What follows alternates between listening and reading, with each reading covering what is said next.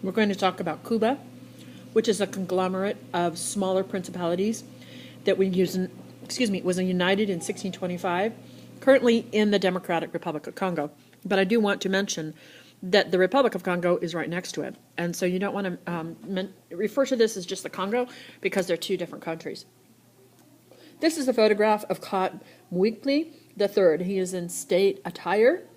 This would have been a celebration that happened annually. And he is the Kuba king called the Nayam. And the Nayam is dressed like this because it is believed by his people that he is the direct descendant of the first man. And the first man's name was Woot.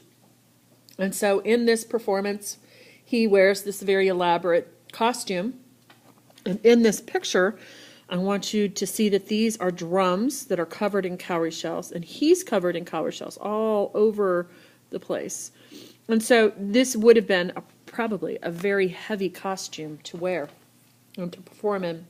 There's also leopard skins, eagle feathers that are a part of this. And this costume was so important that he would have been buried in this. And so we don't have one that exists in a museum anywhere because they would have been buried with Woot. I want you also to notice that he is raised, he is elevated on a chair in seating, and he's up on some sort of dais.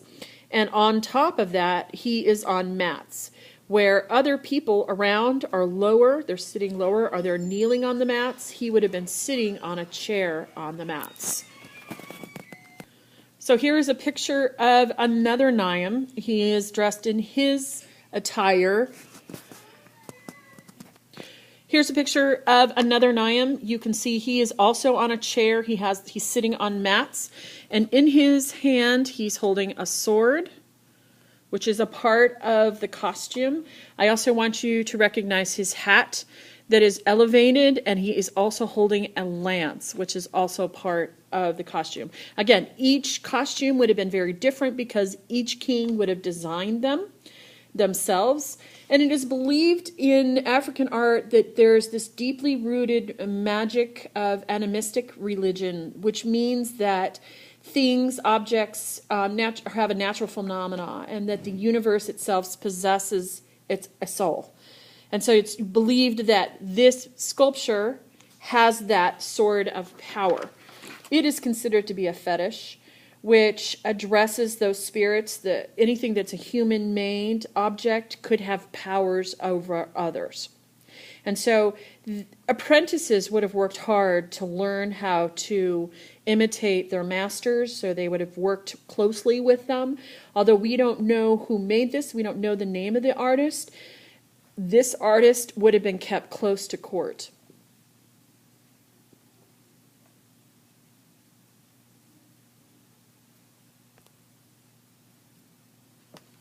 This would have been, this sculpture would have been used as during his absence, the king's absence. And so it would have been like if you're gone, he would have been there, the statue would have been there to take his place. He would have been cared for by the wives. He would have been placed in where they sleep, their room, and she would have taken care of it, protected it, and probably put oil on top to make sure that it doesn't dry out and make sure that it's taken care of properly. So in looking at these sculptures, I want you to think of the Dorypheus, and that in this sculpture, this is not meant to represent the actual king. This is meant to represent the ideal. And their proportion is 1:3, as opposed to in Greece it was 1:7.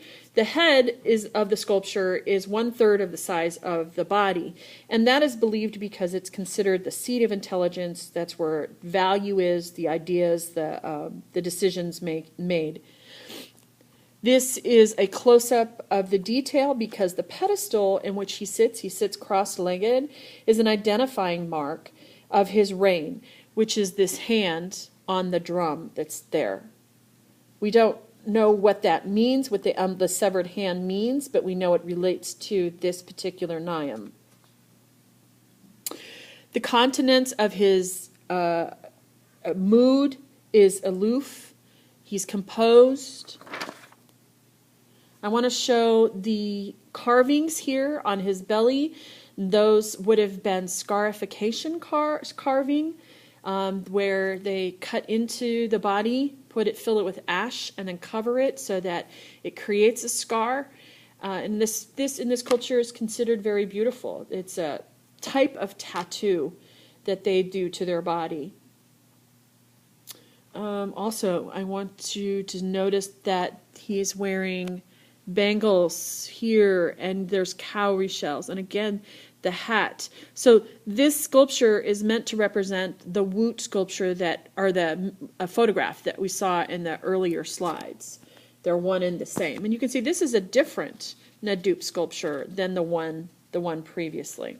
And here again is another one. And again, I want you to notice the different scarification patterns on this particular Ndop.